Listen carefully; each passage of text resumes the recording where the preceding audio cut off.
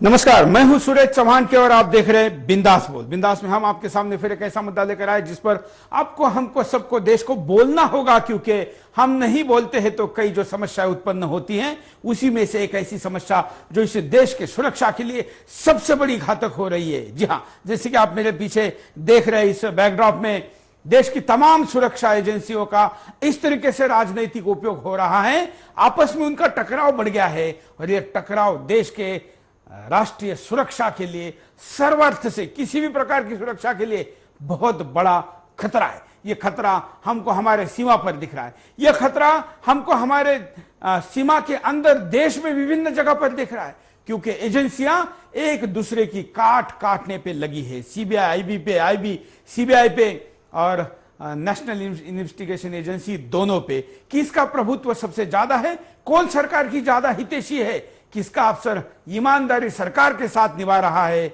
यह सब दिखाने के चक्कर में आपस में जरूरी रिपोर्टिंग नहीं हो पा रही है।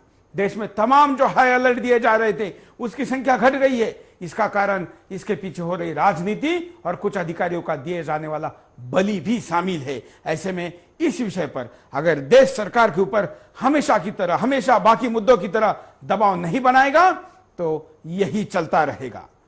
आइए कॉलर के पास चलते हैं और कॉलर के पहले मुद्दे के पास चलते हैं और उसके बाद आप अपने कॉल करके अपनी प्रतिक्रिया दे सकते हैं। आज देश में आए दिन जिस प्रकार से सुरक्षा एजेंसियों का दुरुपयोग हो रहा है, उसको लेकर कई अहम सवाल खड़े हो रहे हैं। आपातकाल से लेकर वर्तमान सत्ता तक किस कदर सुरक्षा एजेंसियां राजनेताओं की सत्ता की जागीर बन गई हैं, इसके तमाम उदाहरण हम सबके सामने हैं। ऐसे में यह जाहिर होता है कि लोकतंत्र के प्रति कांग्रेस की निष्ठा कितनी खोखली है। फोन टैपिंग, सीबीआई और गुप्तचर एजेंसियों का दुरुपयोग, सांसदों और राजनीतिक दलों के विरुद्ध करके सरकार गिरने से बचाने संबंधी घटनाक्रमों तक हर जगह लगातार दुरुपयोग की सरकारी कुहक सुनाई देती है। बात चाहे आपातकाल के समय जयप्रकाश नारायण, मोरारजी देसाई, चंद्रशेखर और अटल बिहारी वाजपेयी सरीखे नेताओं को राष्ट्रीय सुरक्षा के लिए खतरा मानकर बगैर मुकदमा चलाए महीनों तक जेल में रहने की हो, या फिर माया और मुलायम से लेकर लालू और जगन रेड्डी तक को सीबीआई का भय दिखाकर सत्ता में बने रहने की। नरेंद्र मोदी, अमित शाह, असीमानंद, प्रज्ञा ठाकुर, कर्नल पुरोहित को कानून के जाल में फंसाने की कोशिश।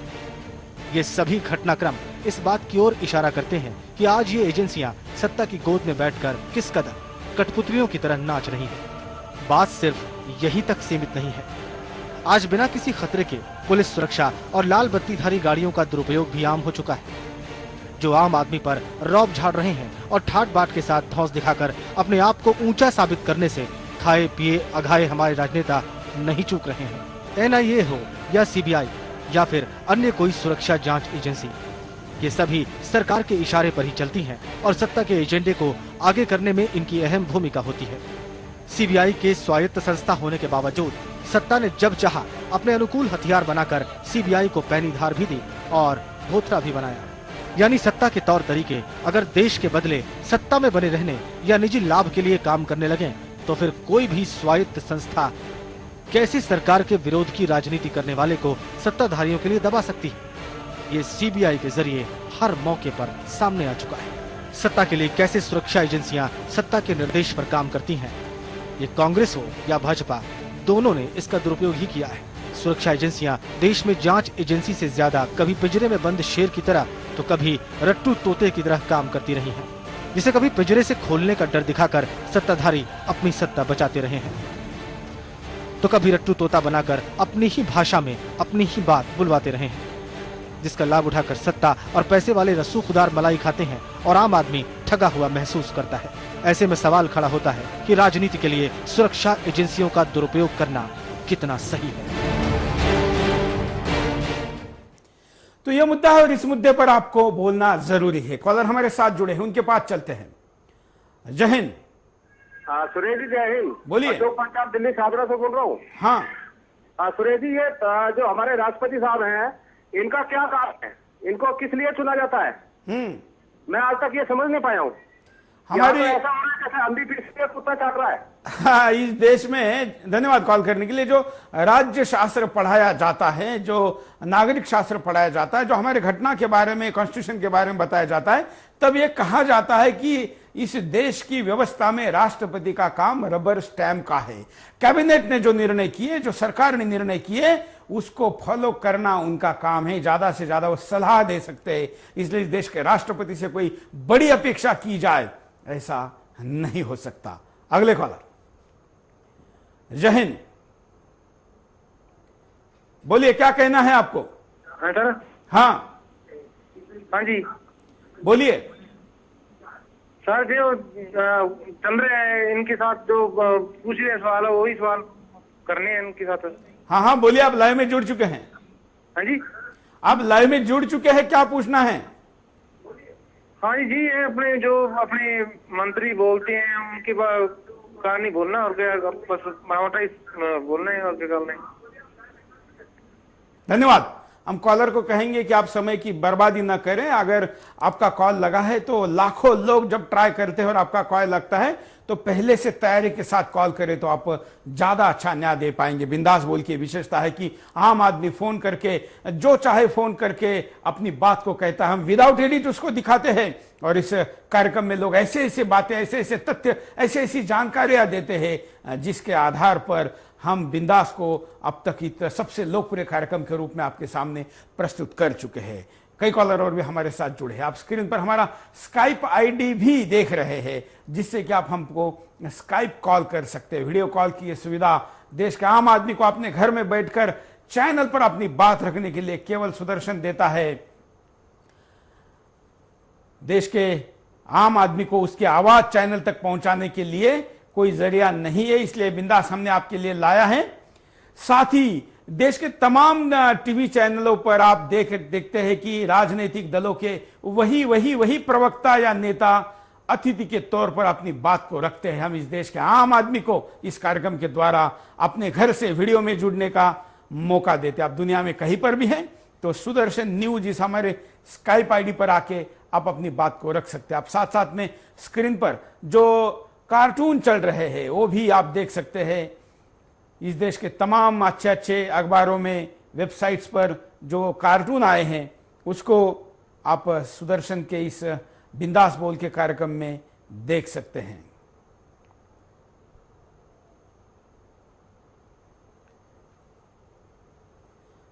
साथ में हम आपके सामने स्क्रीन पर कुछ और भी तथ्य चला रहे हैं जो प्लेट से, जिसमें जानकारी है, वो भी जानकारी आपके सामने हम यहां पर दे रहे हैं। आप स्क्रीन पर चल रहे नंबरों पर कॉल करके अपनी बात को रख भी सकते हैं। अगले कॉलर के पास चलते हैं। जय हिंद। हाँ, मैं सऊदी अरब से बोल रहा हूँ। बोलिए। मैं ये कहना चाहता हूँ, नेताओं का ये जो दिमाग सीधा नहीं होगा जब तक पूरा आवाम एक नहीं होगी। ये सीबीआई वाले हैं, इनकी खुद मिलीजुली सरकार है। धन्यवाद। अगले कॉलर के पास चलते हैं। जय हिंद। हेलो, बोलिए। हाँ सर। हाँ सर, नमस्कार। नमस्कार। मैं गुजरात अहमदाबाद से गणपत सोलंकी बोल रहा हूँ। हाँ सर, मुझे सिर्फ दो बात कहनी है। हाँ। वो आपके माध्यम से मैं सिर्फ ये कहना चाहता हूँ कि गुजरात में जो अभी अब हमारे जांबाज ऑफिसर है वो सब जेल में है। हाँ। इतने जांबाज ऑफिसर है जो कुछ भी कर सकते हैं। हाँ। ऐसे ऑफिसर अभी हमारे जेल में है। उसका कारण क्या है? यही सरकार है। इसी के कारण जो कुछ हो रहा है, इतने ऐसे जांबाज ऑफिसर अगर पुलिस जेल में जाएंगे तो फिर ये इंसान की सुरक्षा का कोई सवाल ही नहीं, गुजरात में या पूरे देश में। बिल्कुल, धन्यवाद। बड़ी अच्छी बात आपने कही। गुजरात में ऐसे तमाम वो अधिकारी जेल के अंदर है जिन्होंने गुजरात के आम जनता को सुरक्षित रखने के लिए ऐसा तंदुरुस्त काम किया, ऐसी दुरुस्त व्यवस्था वहां पर प्रस्थापित की कि वहां पर लगातार कोई भी आतंकी प्रयास के बाद भी वहां पर आतंकी अटैक करने में असफल रहे। ऐसे अधिकारी जेलों में बंद पड़े हैं जिनको कर्तव्य निष्ठा के लिए कई तमाम पुरस्कार मिले हैं। ये भी एजेंसियों का आपस का टकराव का सबसे बड़ा उदाहरण है। ऐसे कई उदाहरण हमको देखने को मिलते हैं। हम आजादी के बाद इस देश में 2 सरकारें ऐसी रही जो सुरक्षा एजेंसियों का राजनीतिक उपयोग के आरोप में, अर्थात तब के विपक्ष के नेता या कोई ना कोई पार्टी के बड़े नेता के जासूसी के आरोप में उनका समर्थन निकाला गया और सरकार गिराई गई। अगले कॉलर। जय हिंद। हाँ जी, बोलिए। हाँ जी, जगवाल सिंह बोल रहा हूँ बीकानेर से। बोलिए बोलिए। ये तो एजेंसी जैसे सीबीआई हो, ये सरकार की एजेंसी एक पिछले को गवर्नमेंट की होकर के रह गई है। इसके लिए सख्त जरूरत है कि इनको स्वतंत्र किया जाए और भारत में किसी प्रकार से किसी राजनेता के साथ में द्वेषतापूर्वक इनसे कार्रवाई नहीं करवाई जाए, ऐसा मेरा निवेदन है। जय हिंद। जय हिंद। अगले कॉलर के पास चलते हैं। जय हिंद। जय हिंद सर। बोलिए। हाँ सर, मैं ये कहना चाहता हूँ कि हेमंत करकरे को पहले इन्होंने हिंदू आतंकवादी घोषित करने के लिए यूज किया। हाँ। उसी हेमंत करकरे को पाकिस्तानी आतंकवादी आकर के मार देते हैं और फिर उसी को हिंदू आतंकवाद के पहले उसको वो घोषित करना चाहते हैं कि ये आरएसएस वालों का काम है या उसका है। और उसके बाद में जब उनके घर वालों को पता चलता है तो उसे शहीद का मजाक उड़ाया जाता है। इसी तरह से मोहन चंद्र शर्मा नाम का एक पुलिस का आदमी जो कि खुद मर के आतंकवादियों को गिरफ्तार करता है और मारता है, उसको भी शहीद न कह करके उसको पता नहीं क्या क्या कहा इन लोगों ने। बहुत दुख होता है साहब इन बातों से कि आज इसराइल जहां के केस में इन्होंने आईबी और सीबीआई को भी आमने सामने कर दिया। कैसे यूज कर रहे हैं मुझे ये पता नहीं। इस देश की गरीब जनता जानती नहीं है। हम आपका टीवी देखते हैं लेकिन गरीब जनता ये प्रोग्राम नहीं देखती। उनको पता नहीं है कि धर्म क्या है, कैसे यूज कर रहे हैं, क्या धर्मनिरपेक्षता है। ये सारी सरकारी एजेंसियां, ये तो सीआईडी को भी अपने हक में करना चाहते हैं सर। बिल्कुल। ये मैं क्या कौन सी एजेंसियां बताऊं सर। मैं दिल की भड़ास आपके साथ निकाल सकता हूँ, किसके साथ निकालूं मैं। धन्यवाद वेद प्रकाश जी, राजस्थान से बोल रहे थे। देखिए इस देश के आम आदमी तक भी कितनी जानकारी है, तो जो जानकारी बाहर ही नहीं आई है वो कितनी होगी, और इतनी बड़ी जानकारी जो पहाड़ से भी बड़ी हो सकती है, उसका इस देश को कितना नुकसान हुआ होगा। अगले कॉलर। हाँ जैन सर। जय हिंद। सुरक्षा एजेंसियों पर दुरुपयोग का आरोप सभी पार्टियां अपने अपने स्वार्थों के हित साधने के लिए एक दूसरे पर लगाती हैं। इसकी स्वायत्ता पर सबकी एक ही राय है।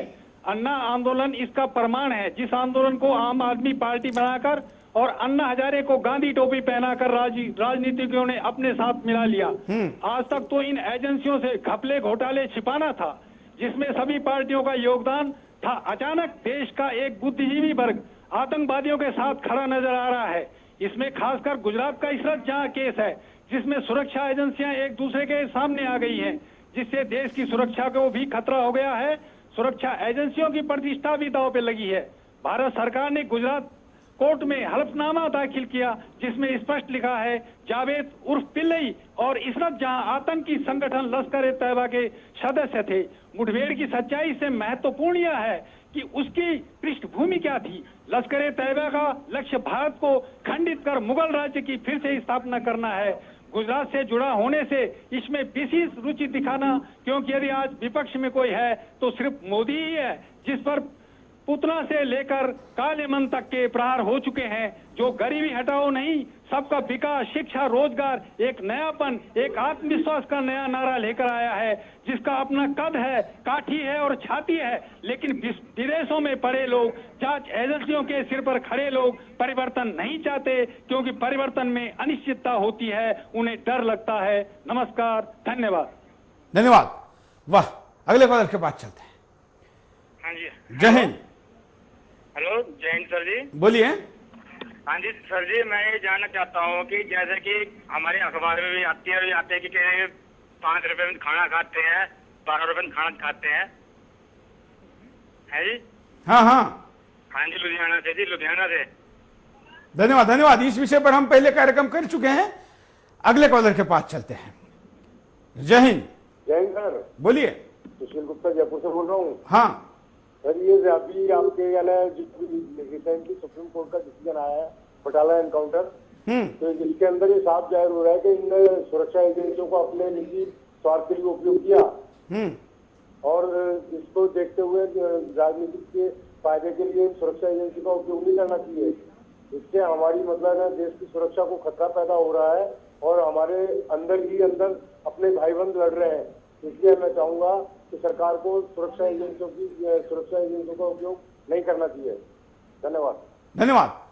हम कारणों पर नजर डालते हैं कि क्यों हम आपको ऐसा पूछ रहे हैं। देखिए, कांग्रेस सरकार का सहयोगियों को सीबीआई का डर दिखाना। कांग्रेस सरकार पर विपक्षी पार्टियां हमेशा सीबीआई के दुरुपयोग का आरोप लगाती हैं। ऐसा माना जाता है मायावती को आय से अधिक संपत्ति केस का डर दिखाया जाता है। कुछ लोगों का मानना है मायावती इसी डर की वजह से यूपीए सरकार को समर्थन जारी रखे हुए है। मुलायम सिंह को भी सीबीआई का डर दिखाकर धमकाया जाता है। खाद्य सुरक्षा बिल के मुखर विरोधी मुलायम आय से अधिक संपत्ति वाला केस वापस लेने के एवज में सरकार का समर्थन करते दिखाई दे सकते हैं। सीबीआई जांच में सरकारी दखलंदाजी। कोल घोटाले की जांच को बदलवाने का आरोप खुद सीबीआई सरकार पर लगा चुकी है। कोर्ट ने भी इस मामले में सीबीआई को कड़ी फटकार लगाते हुए सरकार से जांच न शेयर करने की बात कह चुकी है। कोर्ट का सीबीआई को पिंजरे का तोता बोलना। कोल घोटाले की जांच में दखलंदाजी पर सुप्रीम कोर्ट केंद्रीय जांच एजेंसी को पिंजरे का तोता बता चुकी है। कोर्ट ने सरकार से सीबीआई को स्वतंत्र करने की बात भी की है।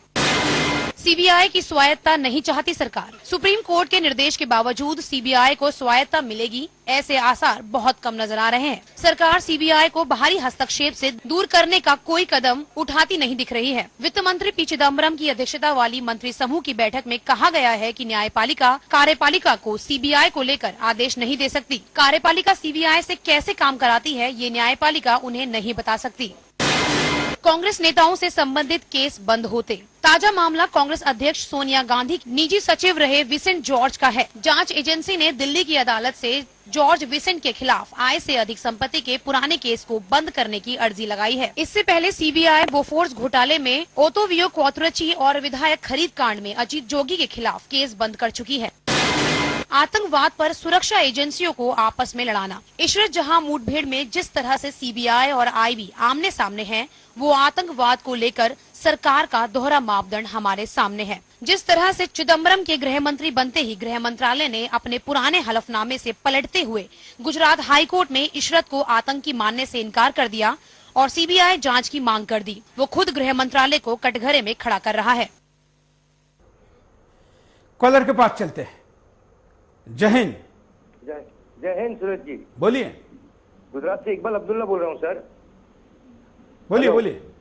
मैं ये कहना चाहता हूँ सर, जो इशरत जहां केस है वो अंत की थी, लेकिन ये बात ये है कि सब कांग्रेस की चाल है, घुमा फिरा के नरेंद्र मोदी जी को फंसाना है उनको।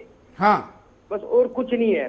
नरेंद्र मोदी जी अगर कहते हैं कि मैं हिंदू नेता हूँ और अगर हैदराबाद में बैठ के वो अकबरुद्दीन कहता है कि 1 करोड़ 100 करोड़ को एक तरफ कर दो, 25 करोड़ को एक तरफ कर दो, उसके ऊपर कोई कार्रवाई नहीं करता है। अगर हमारे सीएम जो नरेंद्र मोदी साहब ने एक मर्तबा कहा कि मैं हिंदू नेता हूँ, तो इस देश में कौन हिंदू नहीं है ये बताओ मुझे। हर नागरिक देश का सब हिंदू है, बाद में मुसलमान है, बाद में ईसाई है, बाद में पारसी है, सबसे पहले देश में है तो हिंदू है।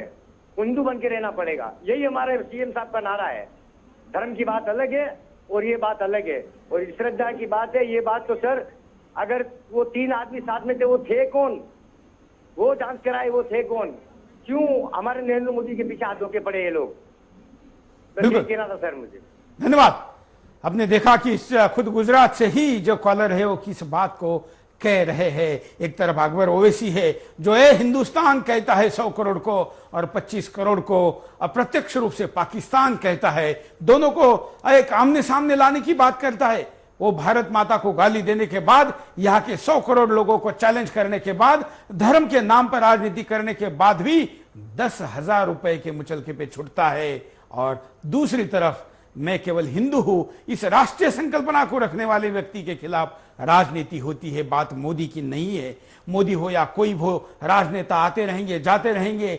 60-65 साल के आयु के इस देश में कितने नेता आए, कितने गए, हजारों साल जिएगा भी ये देश, लाखों साल जिया ऐसी हम कामना करते हैं।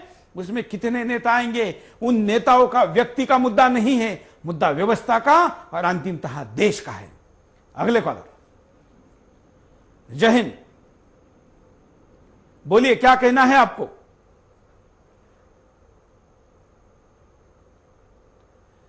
शायद कॉलर से संपर्क टूट गया। हम यहां पर रुकते एक छोटे से ब्रेक के लिए, ब्रेक के बाद दोबारा आएंगे बिंदास बोल चाहे।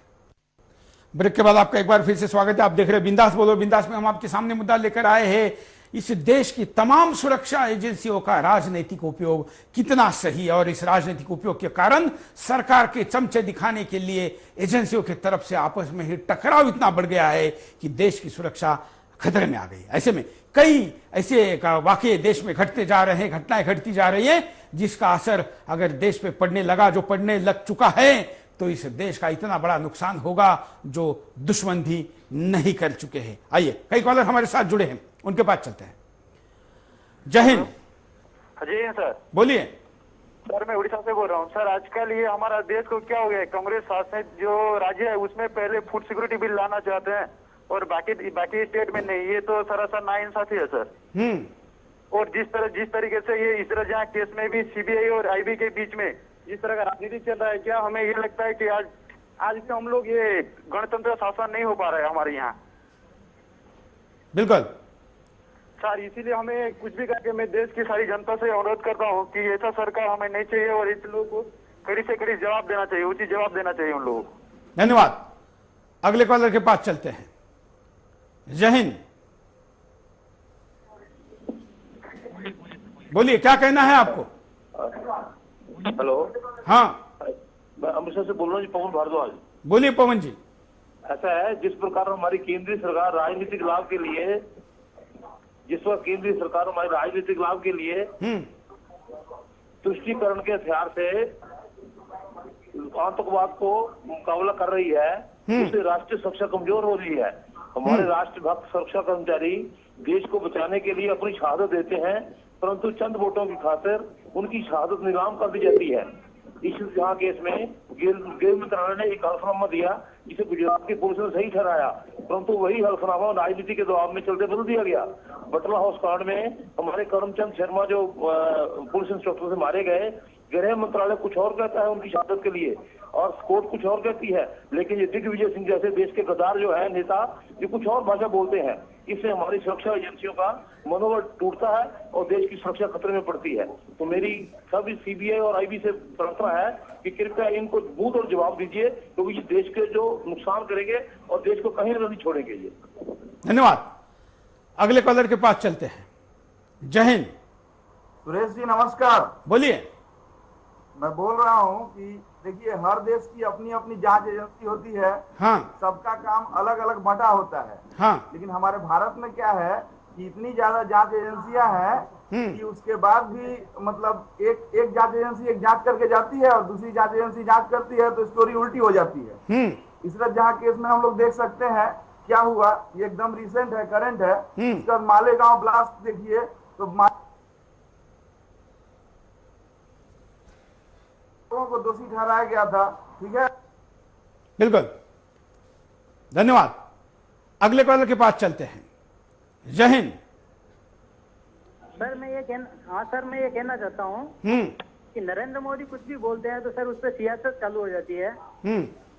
तो सर जब उस कुरैशी ने सर हैदराबाद में इतना कुछ बोला है तो उस पर कांग्रेसी नेता क्यों नहीं बोलते हैं। बिल्कुल, लेकिन इस मुद्दे पर हम बात आज नहीं करेंगे, क्योंकि हम चाहते हैं कि जिस दिन हम जिस मुद्दे को उठाते हैं उसी मुद्दे पर अगर हम फोकस करें तो ज्यादा अच्छा होगा। देश समझना चाहता है, जानना चाहता है, अपने अभिव्यक्ति देना चाहता है, अपने विचार रखने चाहता है, तो उसको हम उसी विषय पर फोकस करने के लिए कहें। अगले कॉलर। जय हिंद।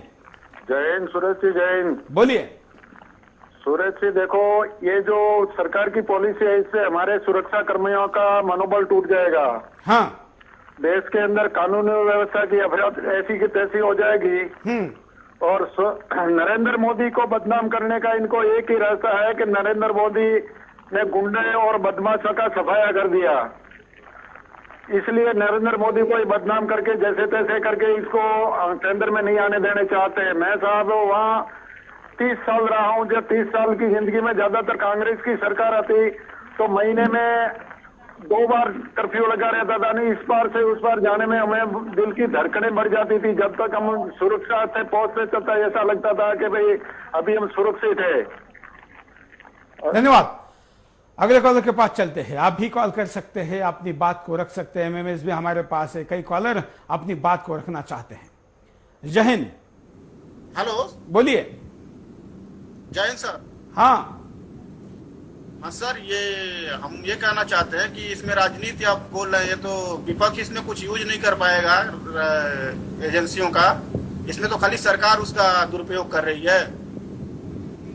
हाँ हाँ, तो हम ये कहना चाहेंगे, अपने सरकार से तो कुछ कहना नहीं है, हमको आम लोगों से कहना है कि ये सरकार का जो भी रवैया है उसको देख करके और अपने हिसाब से हम लोग को क्या करना है अब आने वाले समय में कि ये सरकार हम लोगों के साथ ऐसा ना करे, वो करना चाहिए। धन्यवाद। हम आपको बता दें कि इस कार्यक्रम को आप लाइव में देख सकते हैं www.sudarshannews.com इस हमारे न्यूज पोर्टल पर, जो भारत के हिंदी न्यूज चैनलों में सबसे ज्यादा देखे जाने वाला पोर्टल साबित हुआ है, जिसको दुनिया में कोई ऐसा देश नहीं है जहां पर उसकी व्यूवरशिप नहीं है।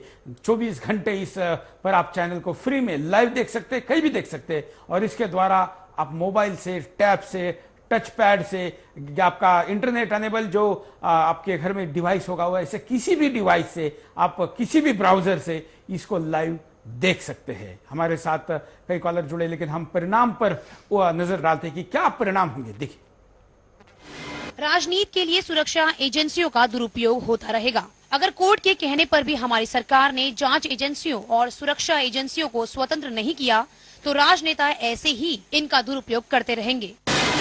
आतंक के खिलाफ लड़ाई कमजोर हो जाएगी। हर रोज पाकिस्तान में भारत के खिलाफ आतंकी हमले करने की तैयारी होती रहती है। हमारी सुरक्षा एजेंसियां इन आतंकियों को पहले से ही ट्रेस करके देश में आतंकी हमले कम करने में कामयाब होती हैं। लेकिन आने वाले वक्त में क्या ये एजेंसियां अपने कार्य को सही अंजाम देगी, इसमें शक है, क्योंकि उसी के अधिकारियों को सरकार आतंकियों की मौत का दोषी बताकर जेल में डालने को तैयार है।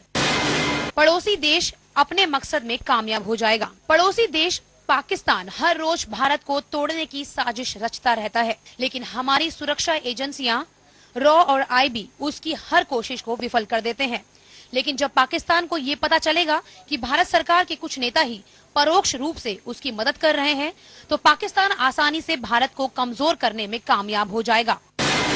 आतंकवाद पर सरकार दोहरा खेल खेलती। मुंबई हमले के बाद नेशनल इन्वेस्टिगेशन एजेंसी का निर्माण हुआ। ये सीधे गृह मंत्रालय के अधीन आती है। इसका मकसद आतंकवाद पर काबू पाना है। लेकिन कई रिटायर्ड सुरक्षा अधिकारी सरकार के दबाव में एनआईए पर काम करने का आरोप लगा रहे हैं। इनका कहना है सरकार के दबाव में ही एनआईए ने हिंदू आतंकवाद की साजिश रची है।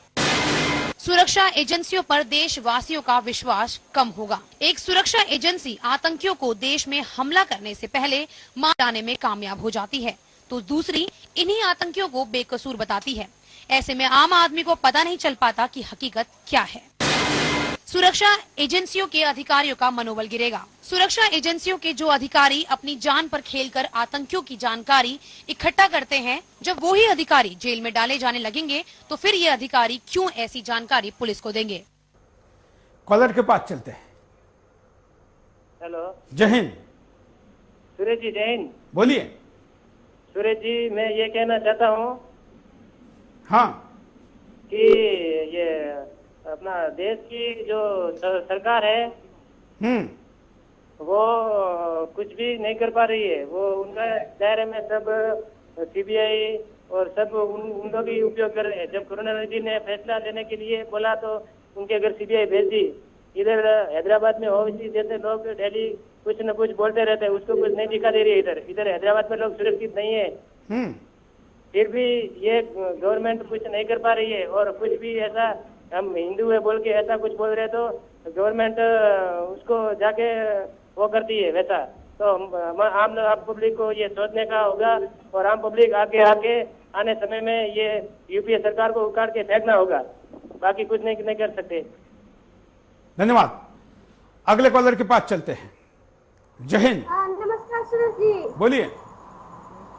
मैं बोलना चाहती हूँ कि ये जो जांच एजेंसियां है, यहाँ तो जांच एजेंसी की भरमार है। हाँ। एक जांच करके जाती है, दूसरे आ जाती है और वो अपना दूसरा राग अपने लगती है। ये गलत बात है। और मनमोहन सिंह और सोनिया गांधी, कांग्रेस वाले जितने भी हैं, मोदी जी से इतने डरे हुए हैं कि उनको फंसाने के लिए ऐसे सब हो रहा है। और अगर मोदी जी आ जाते हैं सत्ता में तो जाहिर सी बात है कि ये गाड़ी उन ऊपर भी गिर सकती है। इससे अच्छा है कि मोदी जी को ऐसा फंसा कि ना वो सत्ता में और न ही इन लोग की संपत्ति का किसी को पता चलेगा, न ही इन लोग के दुराचार का पता चले। जितने लोग काले धन इकट्ठा किए हैं, काले काम किए हैं, डरते हैं ये लोग, सभी लोग डरते हैं। जितने राजनेता हैं, चाहे वो कांग्रेस हो गैर कांग्रेसी हो, सभी का ये डर है। इसलिए चाहते हैं कि ऐसे इनको फंसाया जाए ताकि ये सत्ता में आ ही नहीं सके, और इनके चाहने से होगा नहीं। 14 में तो आ ही गए हैं। धन्यवाद सर। धन्यवाद। अगले कॉलर के पास चलते हैं। जय हिंद, बोलिए क्या कहना है आपको? जय हिंद सर। हाँ सर, मैं ये कह रहा था कि ये जो कांग्रेस सरकार है ये तो भ्रष्ट सरकार है। ये तो सर वो जो है ये सुरक्षा एजेंसियां, ये हेलीकॉप्टर घोटाले, इनमें किसी का वो तो नहीं हुआ सर, किसी को सजा तो नहीं हुई, उनका सही वो नहीं हुआ सर, सीआईबी नहीं हुई, सीबीआई जांच तो नहीं हुई सर उनकी सही। और ये जो कहते हैं ना सर 1 रुपए में खाना मिलता है, 12 रुपए में खाना मिलता है, इन मंत्रियों को इनके खुद के जो बच्चे हैं वो काट लेने चाहिए ना। इनको 1 रुपए में इनको धन्यवाद। क्या आप जानते हैं कि ये लोग सही कह रहे हैं? क्योंकि इस देश के पार्लियामेंट में उतने रुपए में खाना मिलता है। 12 रुपए में थाली मिलती है, 5 रुपए में सांभर इडली वगैरह सब मिलता है। आपके हमारे टैक्स के साथ पार्लियामेंट के कैंटीन में इस रेट पे मिलता है। इस देश के गरीब आदमी को भले ही नहीं मिलता हो, लेकिन 80,000 रुपए सैलरी लेने वाले सांसद के लिए मिलता है, और उनके दलाल अपने लोगों को भी पास निकाल कर वहां इसके लिए एंट्री मिलती है। अगले कॉलर। जय हिंद। ठीक है, जय हिंद सर। शेर साहब जय हिंद। बोलिए। पहले ये कांग्रेस की प्रथम प्रधानमंत्री उन्होंने ही एक रॉ करके जो एजेंसी बनाई थी वो राजनीतिक जासूसी के लिए बनाई थी, जबकि दूसरे देशों में रूस में और अमेरिका वगैरह में एक ही एक एजेंसी है। हाँ। राजनीतिक कारण से जो इन्होंने एक किया, देश के लिए नहीं। देश में आज दुनिया में दूसरे पाकिस्तान, चीन वगैरह हिंदुस्तान को दबा रहे, वो नहीं है। आज नरेंद्र मोदी को ये प्रधानमंत्री नहीं देखना। अगर प्रधानमंत्री नरेंद्र मोदी बन गया तो इनके काले चिट्ठे सब खोल के रख देगा। इसीलिए वो उसके हाथ धो के पीछे उसको आतंकवादी की तरह उनके पीछे हाथ धो के पड़े हैं कांग्रेसी है, और दूसरे लालू और मुलायम वगैरह जो भी सपोर्ट कर रहे हैं सब इसी वजह से, क्योंकि उनका ब्लैक मनी। धन्यवाद। ये एजेंसियों का ही कमाल है कि लालू निर्दोष बरी होने की दिशा में है, मुलायम बरी होने की दिशा में है। तमाम वो सारे नाम लीजिए जो भ्रष्टाचार के विलन के तौर पर फेमस थे, वो अब बरी होते जा रही है। और कानीमोजी भी अब एप्लीकेशन लगाने जा रही कि उनके ऊपर लगे हुए आरोपों को खारिज किया जाए। होता है, लगता है कि चुनाव के पहले सारे बरी होंगे और मोदी और उनके सारे सेना को अब जेल के अंदर डालने के लिए एजेंसियों का उपयोग होने का आरोप लग रहा है। अगले कॉलर। हाँ दीदी। जय हिंद। जय हिंद सर। बोलिए। जय हिंद सर। ये जो हो रहा है सारे सुरक्षा बलों को जो अपने हिसाब से लगा रहे हैं उन लोग, हाँ, ये दुनिया को क्या देश को चुरमार कर देंगे सर। तो कोई ना कोई सर किसी हालत से ऐसी सरकार चाहिए हमको जो देश की व्यवस्था को सर सुचारू रूप से चला सके। बिल्कुल जी जी, धन्यवाद। हम यहाँ पर रुकते एक छोटे से ब्रेक के लिए। ब्रेक के बाद दोबारा आएंगे बिंदास बोल जा रहे। ब्रेक के बाद आपका एक बार फिर से स्वागत है। आप देख रहे बिंदास बोल, और बिंदास में हम आपके सामने आज विषय लेकर आए देश के तमाम सुरक्षा एजेंसियों के राजनीतिक उपयोग के बारे में। अब तक के सारे कॉलर ने इस बात से सहमति जताई है कि ऐसा हो रहा है। सरकार के समर्थन में एक भी कॉलर ने इस विषय में एक भी कॉल नहीं किया है। आइए, और कई कॉलर हमारे साथ जुड़े हैं, उनके पास भी चलते हैं। आप भी कॉल कर सकते हैं, अपनी बात को रख सकते हैं। जय हिंद। हेलो, बोलिए सर। जय हिंद। क्या कहना चाहते हैं आप? सर जय हिंद, वीरेंद्र सिंह बोल रहा हूँ सर। सरकारी एजेंसियों का जो दुरुपयोग कर रही है सरकार, हाँ सर, मैं उसके बारे में कहना चाहता हूँ कि ये सरकार की पॉलिसी है। क्योंकि सरकार में आप देख रहे हैं कि सोनिया गांधी ईसाई है, राहुल गांधी ईसाई है, चिदम्बरम ईसाई है, एंटोनी ईसाई है। ये लोग चाहते हैं कि देश के हिंदू और मुसलमान आपस में लड़ें ताकि इनको फायदा हो, और इसका इस्तेमाल ये नरेंद्र मोदी के खिलाफ कर रहे हैं लगातार। आप देख रहे हैं कि 2 सरकारी एजेंसियां इशरत जहां के केस के अंदर आमने सामने खड़ी। कुछ दिन ऐसा भी आएगा, अगर इन्हीं की सत्ता हुई तो देश की सेनाएं भी आपस में लड़ने के लिए तैयार हो जाएंगे। लेकिन ये लोग सिर्फ अपने ही स्वार्थ के लिए कर रहे हैं। ये देश की जनता को मैं सिर्फ यही कहना चाहता हूँ कि अभी वक्त आ चुका है इनकी कमर तोड़ने का, क्योंकि अब धन्यवाद। कोई किसी भी धर्म का हो, भारत हम कहते हैं कि लोकतांत्रिक देश है, सेकुलर देश है, कोई किसी धर्म का हो, इसमें कोई आपत्ति नहीं। बल्कि कुछ लोग तो धर्म बदलकर छुपाते भी है, वो छुपाने की जरूरत नहीं। आप जिस भी धर्म के हैं, आप स्वाभिमान के साथ, आत्मसम्मान के साथ रहिए, लेकिन आप दूसरे धर्म का अपमान, उसका शरसंधान या उसको निस्नाबूद करने की योजना नहीं बना सकते। अगले कॉलर के पास चलता है। जय हिंद। सुरेश जी नमस्ते। बोलिए। हाँ सर जी, मैं ये कहना चाह रहा हूँ, हाँ। ये जो यूपीए सरकार है, ये अपने कंट्रोल में सीबीआई, सुप्रीम कोर्ट से लेकर सारे एजेंसी को अपने कंट्रोल में ले रखा है। और उसके साथ वो जो सेकुलरिज्म का जो चल रहा है नाटक, ये सब चल रहा है। इसलिए मतलब ये मिलके सारे लोग देश को बर्बाद करना चाह रहे हैं। और ये सुरक्षा एजेंसी जो हमारा है, ये उनका मनोबल दिन ब दिन तोड़ रहे हैं और ऐसे फंसा के इसे देश को पूरा बर्बाद करने का इनका प्लान है। ये देश 1947 से ऐसा चलते आ रहा है सर, और इस बार हम ऐसा होने नहीं देंगे। धन्यवाद। हम आपको एमएमएस दिखाते हैं, कई एमएमएस हम तक आने लगे हैं। हम कहेंगे आप भी इस तकनीक का उपयोग करिए, अपने वीडियो को आप रिकॉर्ड कर हम तक भेज सकते हैं। अगर आप एमएमएस मोबाइल से नहीं कर सकते तो आप अपने लैपटॉप पे, डेस्कटॉप कंप्यूटर पे अपना वीडियो वेबकैम में रिकॉर्ड करके या मोबाइल में रिकॉर्ड करके, कैमरे में रिकॉर्ड करके, कंप्यूटर में डाल के हमको ईमेल कर सकते हैं। हम स्काइप के यूजर को एक जरूर सलाह देंगे कि स्काइप के नए वर्जन को आप अपडेट कर दीजिए, जिसमें आप वीडियो संदेश भेज सकते हैं, वीडियो मेल से भेज सकते हैं, जिसको आप 10 से 20 सेकंड में अपने संदेश को रिकॉर्ड कर हम तक भेजिए, तो हम उसको ज्यादा अच्छी तरीके से उपयोग में ला सकेंगे। वीडियो संदेश देखते हैं। इस टाइम जो बहुत सारी संस्थाओं का दुरुपयोग कांग्रेस कर रही है, वो बिल्कुल भी देश के हित में नहीं है। और ये पार्टी को मतलब इसका एक ही मोटिव है, किस तरह से सत्ता में बने रहना। कॉलर के पास चलते हैं। जय हिंद। जय हिंद सर। बोलिए। मैं ये बोलना चाहता हूँ कि सर क्या हम सचमुच आजाद हैं? अगर आजाद है तो कैसे हैं? अगर नहीं है तो क्यों नहीं है? हम है आजाद देश के गुलाम भारतवासी। इसमें आपकी क्या राय है सर?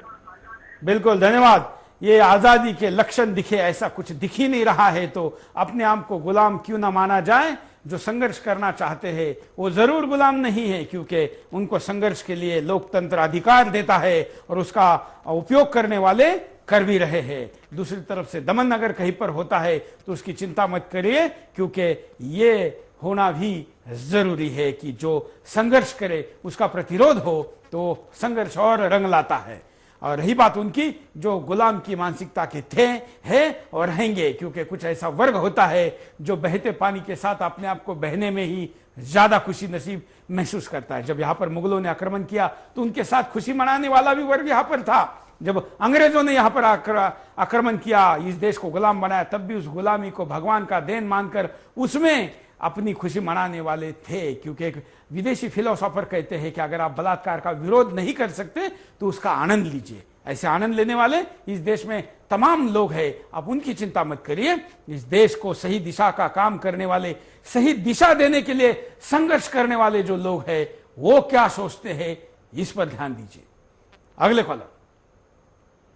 जय हिंद। बोलिए। हेलो। हाँ, क्या कहेंगे? बोलिए। जय हिंद। जय हिंद।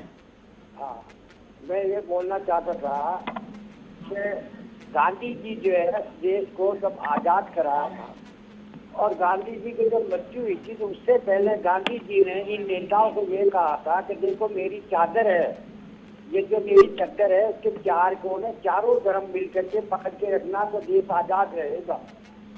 और ये लोग चारों चादर को अब पकड़ के खींच देते, आजाद नहीं रहेगा, देश वापस बर्बाद होएगा। ये गांधी जी की बात ये लोग भूल रहे हैं। गांधी जो आजाद करवाया था उस आजादी को खत्म कर रहे हैं, मेरे कहने का मतलब ये। चलिए, धन्यवाद। किसने आजाद करवाया था केवल एक व्यक्ति को क्रेडिट देकर हम बाकी लोगों का अपमान भी न करें। अगले कॉलर के पास चलते हैं। जय हिंद। जय हिंद सुरेश जी। बोलिए। आज के मुद्दे पर मेरा कहना है कि यह देश मोहन चंद शर्मा की शहादत को भूल नहीं सकता। हाँ। परंतु मान्यवर देश के नेताओं की उल्टी सीधी हरकतें देश के नागरिकों को पथभ्रष्ट करने में सफल नहीं हो पाएगी। हाँ सुरेश जी, एक लल्लू पगला बाबा की से दीक्षा ले रहा है, जो बाबा रबड़ी से कह रहा है कि सब ठीक हो जाएगा। दूसरा नेता देश में 5 रुपए 12 रुपए में ढाबा खोल रहा है। तीसरा नेता जिसे लोग आपके चैनल पर पागल कहते हैं, वो देश की एक महिला सांसद को 100 टन का माल कह रहा है। भारत माता पर जान न्यौछावर करने वाले वीर आज स्वयं को शर्मिंदा महसूस कर रहे होंगे। आज पता चला देश सोने की चिड़िया क्यों है, क्योंकि दिग्गी ने 100 टन का नया माल एमपी में दिखाया है। यह महिलाओं की बेइज्जती है। माँ बहनों की रक्षा ना करने वाले ये नालायक देश को पता नहीं किस ओर ले जाएंगे। धन्यवाद। बिल्कुल, लेकिन ये देश जागरूक रहेगा। ये देश अगर बिंदास बोलेगा, ये बेखौफ होकर आगे आएगा, समय समय पर विभिन्न मुद्दों पर अपनी राय रखेगा, अभिव्यक्ति रखेगा, विचार रखेगा, चिंतन करेगा, मनन करेगा और उसके लिए कुछ भी करने के लिए तैयार है, ऐसा संदेश अगर देगा और वो भी बिंदास बोल जैसे एक राष्ट्रवादी विचार के मंच से देगा, तो जरूर ऐसे इस देश के लुटेरे, चोर, डकैत और नुकसान करने वाले लोगों को 100 बार सोचने के लिए मजबूर भी होना पड़ेगा। अगले कॉलर। जय हिंद। हम बोल रहे हैं कि ये जो भी सुरक्षा एजेंसी है, इसका खर्च के रूप में पैसे हम चुकाते हैं, फिर ये गवर्नमेंट का गुणगान क्यों करते हैं? बिल्कुल, धन्यवाद। एमएमएस देखते हैं अगला। आप भी एमएमएस भी भेज सकते हैं। ये तो गलत है, ये तो गलत है, ये सही तो कुछ है ही नहीं, ये तो गलत ही है। ये तो खुद मतलब खुद ही अपने आप में एक क्राइम है, खुद ही अपने आप में क्राइम है ये, और डेमोक्रेसी के अगेंस्ट है। और क्या, गलत है, एकदम गलत है। आप स्क्रीन पर संदेश भी देख रहे हैं कि जो फेसबुक के द्वारा विभिन्न लोगों में हम तक भेजे। हम देखिए नाम के साथ, व्यक्ति के चेहरे के साथ आपके सामने ये संदेश पहुंचाते हैं। हम चाहते हैं कि तमाम अपने पार्टी का पक्ष रखने के लिए, गलत पक्ष रखने के लिए आगे आने वाले प्रवक्ताओं के बजाय ये देश के, समाज के असली प्रवक्ता जो सोशल मीडिया पर अपनी बात को रखते हैं, हम उनको अपना फोटो लगाकर हमारे सुदर्शन न्यूज इस पेज पर संदेश देने के लिए कहते हैं। उस संदेशों को हम स्क्रीन पर भी दिखाते हैं। ऐसे तमाम संदेश हम तक आ रहे हैं और इस कॉल के दौरान भी आप इन संदेशों को पढ़ सकते हैं। हमारे फेसबुक पर ये संदेश हमेशा के लिए उपलब्ध रहेंगे। कॉलर के पास चलते हैं। जय हिंद, बोलिए। हेलो, क्या कहना है आपको? हेलो सर, नमस्कार। नमस्कार, मैं उड़ीसा से बोल रहा हूँ, मुन्ना यादव। बोलिए। ये जो आप जो दिखा रहे हैं हमारे चैनल पर बिंदास बोल, हाँ, मैं इसको बहुत बहुत धन्यवाद देता हूँ, जो सच कहने की हिम्मत आप नौजवानों को प्रति जागृत किए हैं। हाँ, ये जो चोर, लुटेरे, बदमाश जैसे हैं जो सुरक्षा कर्मियों को एक बढ़ावा दे रहे हैं, और हमारा देश एक दिन ऐसा दृश्य में जो जाने को है कि ठीक कहीं इनका कमी की वजह से हमको तो भुगतना ही पड़ रहा है, और कहीं कहीं फिर से एक गुलामी का जंजीर में जकड़ न जाए। हमें इस बात को लेकर के हमें नौजवानों को आगे होना चाहिए। बिल्कुल, धन्यवाद। इस देश के युवाओं को इसके लिए आगे आना चाहिए, बुजुर्गों को मार्गदर्शन करना चाहिए। अगले कॉलर। अब जब बोलेंगे तब बोलेंगे। जय हिंद, बोलिए। नमस्कार। नमस्कार भैया। नमस्कार, बोलिए। मैं दीनदयाल बोल रहा हूँ यूएसए से। हाँ, आपका ये प्रोग्राम चल रहा है सुरक्षा एजेंसियों के दुरुपयोग के बारे में। हाँ, ये सारा जो काम कर रहे हैं, ये अपनी सरकार को बचाने के लिए, यह कांग्रेस सरकार का बहुत बड़ा हथियार है। इसको कहते हैं, मैं तो ये कहता हूँ कि सीबीआई नहीं है ये, अब ये सीबीआई बन गया है कांग्रेस करप्शन बचाव करने के लिए हथियार बन गया है। और इसको हेलो, हम बोलते रहिए आप। और इसके लिए अगर आपने, हमारे देश के वासी जब तक जागेंगे नहीं, इनको, ये कांग्रेस को उठाना ही इसका सबसे पहला काम होगा। अगर कांग्रेस उठ जाएगी तो ये सारा कुछ बंद हो जाएगा, क्योंकि ये कांग्रेस वाले अपने बचाव के लिए कभी मुलायम सिंह को उसके ऊपर डंडा चाड़ देते हैं, कभी उसके ऊपर डंडा दिखाते हैं, मायावती को डंडा दिखाते हैं कि आप सीबीआई का चक्कर दिखाते हैं तो उसकी वोटें लेके अपनी सरकार को बचा रहे हैं। ये सरकार बचाने के चक्कर में इन्होंने सीबीआई को एक अपना घर की जगीर बना रखा है। इसको दूर करने के लिए एक ही हथियार है, वो 2014 में जब हमारे देशवासी सभी एकजुट होकर इसको उखाड़ फेंकेंगे, कांग्रेस को उखाड़ के बाहर कर देंगे, तो ये सारा कुछ खत्म हो जाएगा। ये मेरा इतना ही मानना है। धन्यवाद। धन्यवाद। विदेश में रह रहे भारतीय इस देश की समस्याओं के प्रति चिंतित होकर हमेशा ही अपनी अभिव्यक्ति देते रहते हैं। अगले कॉलर के पास चलते हैं। जय हिंद। बोलिए सुरेश जी, जय हिंद। बोलिए बोलिए। सुरेश जी, मैं आप कहना चाहता हूँ कि जब मनमोहन सिंह जी 2008 में जापान में गए थे, हाँ, तो इन्होंने कहा था कि अगर 2009 में कांग्रेस की सरकार आई तो देश में भारी तबाही होगी। तो ये प्रूव कर दिया है कांग्रेस सरकार ने। जय हिंद सर। जय हिंद। अगले कॉलर के पास चलते हैं। हेलो। जय हिंद। जय हिंद सुरेश जी। बोलिए।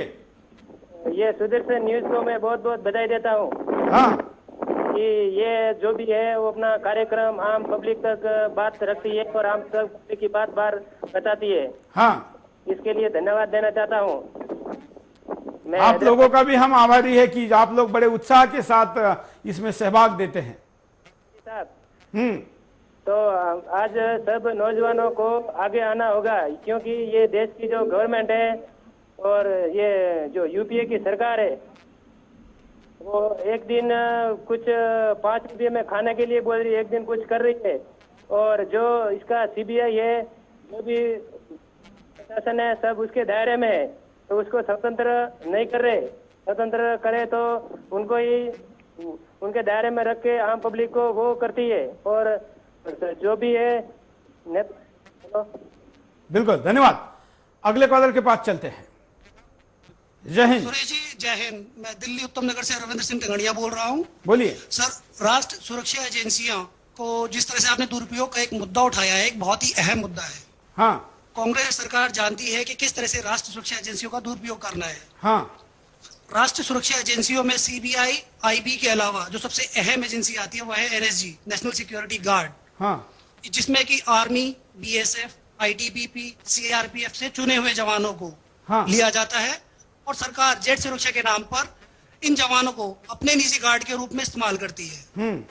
इसके अलावा सर आपने देखा होगा अभी बहुत रिसेंटली बाटला हाउस में जिस तरह से शहीद इंस्पेक्टर मोहन चंद शर्मा, जो कि एक बहुत ही बहादुर पुलिस इंस्पेक्टर थे, कांग्रेस सरकार ने उन इंस्पेक्टर के एनकाउंटर को एक फेक एनकाउंटर बताया। तो कांग्रेस सरकार चाहती है कि देश के बहादुर सिपाही कांग्रेस के भ्रष्ट नेताओं और आतंकवादियों को ही सुरक्षा प्रदान करे और किसी देशवासी को सुरक्षा प्रदान ना करे। धन्यवाद सर। धन्यवाद। आप भी कॉल कर सकते हैं, अपनी बात को रख सकते हैं। अगले कॉलर। जय हिंद। नमस्कार सर। जय हिंद सर। बोलिए। हाँ सर, मैं पटियाला से बोल रहा हूँ सर। मैं आपका प्रोग्राम देख करके मेरा दिल किया, मैंने कहा फोन करता हूँ मैं आपको। हाँ। मुझे ऐसा लगता है हमारे देश की जो सुरक्षा एजेंसियां है इसका दुरुपयोग हो रहा है, लेकिन हमें इसकी गहराई में जाना चाहिए, दुरुपयोग क्यों हो रहा है। हाँ। दुरुपयोग होने के लिए हम सब खुद रिस्पॉन्सिबल है। उसका रिस्पॉन्सिबिलिटी मैं कैसे मानता हूँ मैं आपको बताता हूँ। हाँ। कि हमारे देश की सुरक्षा एजेंसियां कौन चला रही है, हमारे लोग ही तो हैं ये। हम अपने ईमान को बेच चुके हैं। जो हाईएस्ट अफसर है अपने लेवल पे बैठा हुआ है, तो उसका ईमान क्या कहता है कि क्या मुझे ऊपर वाले की बात सुननी चाहिए, नौकरी से इस्तीफा नहीं दे देना चाहिए, मैं क्यों जब करता हूँ, जवाब दे तो मैं खुद हूँ, ठीक है नहीं। तो ये सबसे बड़ी बात है। हम दूसरे पे अब हालात बने हुए, सर्कमस्टेंसेस बने हुए, हमारे ऊपर जो रूलर अगर हमारे ऊपर ऐसे दबाव डालते हैं तो उस दबाव के प्रति खुल के क्यों नहीं आते हैं ये लोग। इनको भी तो सामने आना चाहिए। ये हम ही लोग तो हैं, ये सब कर्मचारी लोग कौन है, हम ही लोग हैं। Thank you. धन्यवाद। अगले कॉलर। जय हिंद। बोलिए। जी नमस्कार, मैं कुलदीप बोल रहा हूँ अबू धाबी से, यूनाइटेड अरब अमीरात से। हाँ बोलिए। सर ये जितनी भी समस्याएं देश में आज पैदा हो रही हैं 65-70 सालों से, वो सब कांग्रेस ने पैदा की हैं और आज कांग्रेस ने पूरी हद कर दी है। कांग्रेस को मिटाना ही ये सबसे बड़ी जिम्मेदारी आज की पब्लिक के ऊपर है। पब्लिक को ध्यान देना चाहिए कि सिर्फ ये सभी बीमारियों की जड़, सभी समस्याओं की जड़ सिर्फ और सिर्फ कांग्रेस है। कांग्रेस को मिटाना है और देश को आगे बढ़ाना है। कांग्रेस के सिवा, हटाने के सिवा और कोई चारा नहीं है। कांग्रेस हटेगी तो ही देश का भला होगा। जय हिंद सर। हम उपायों पर नजर डालते हैं, देखिए आपके स्क्रीन। सुरक्षा एजेंसियों को सरकारी हस्तक्षेप से बाहर किया जाए। जो भी जांच एजेंसी और सुरक्षा एजेंसी देश में कार्यरत है, उन पर से सरकारी हस्तक्षेप खत्म किया जाए, जिससे ये जांच एजेंसियां निष्पक्ष रहकर काम कर सके। सरकार आतंकवाद के खिलाफ सुरक्षा एजेंसियों का दुरुपयोग बंद करे। जो सुरक्षा एजेंसियां आतंकवाद पर काबू करने के लिए बनाई गई हैं, उन्हें वोट बैंक के लिए प्रयोग न किया जाए। आतंकवाद को खत्म करने के नाम पर हिंदू आतंकवाद का भूत खड़ा करना इसी का एक उदाहरण है। जांच एजेंसियों के अधिकारी सरकार के दबाव में काम ना करें। जो जांच एजेंसियां सरकार के दबाव में काम करती हैं, या तो उनके अधिकारियों का कोई नैतिक आदर्श नहीं है, या फिर वो इन जांच एजेंसियों को ज्वाइन करते हुए उस कसम को भूल जाते हैं जो वो देश और अपनी सेवा के प्रति लेते हैं। विपक्ष जांच एजेंसियों को स्वतंत्र करने के लिए सरकार पर दबाव बनाए। अगर वाकई विपक्ष जांच और सुरक्षा एजेंसियों को सरकारी हस्तक्षेप से बाहर करने के लिए आवाज उठाता है, तो सरकार जरूर इस बारे में सोचेगी। अगर विपक्ष केवल शोर करना चाहता है, तो ये कभी भी संभव नहीं है कि सुरक्षा एजेंसियां सरकारी हस्तक्षेप से बाहर आ सके, क्योंकि आने वाले वक्त में विपक्ष भी सत्ता में होगा, तो हो सकता है वो भी इसी तरह से इन जांच एजेंसियों का दुरुपयोग करे। सुरक्षा एजेंसियों के रिटायर्ड अधिकारी आगे आए। जिन रिटायर्ड अधिकारियों ने मजबूरी में सरकारी दबाव में काम किया, वो आगे आकर सरकारी दखलंदाजी का खुलासा करें।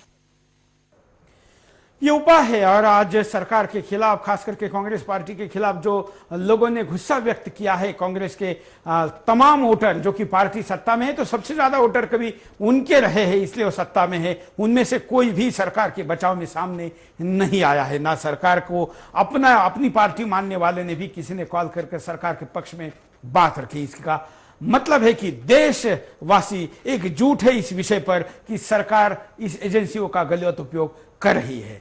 ऐसा कहा जाता है, हमारे देश में एक कहावत है कि डायन कम से कम एक घर छोड़ती है। कोई भी राजनीतिक दल कम से कम डायन का तो आदर्श ले कि एक घर छोड़े जो देश के सुरक्षा के लिए सबसे धोखे का है, देश के सुरक्षा के लिए जरूरी भी उतना है, अगर गलत उपयोग हो तो धोखे का भी उतना है। डायन का हम अगर आदर्श नहीं ले सकते साधु संत साध्वियों का, तो राजनीतिक दलों को मैं आह्वान करता हूं कि कम से कम डायन का आदर्श ले और एक घर तो छोड़े। आज के लिए इतना ही। जय हिंद।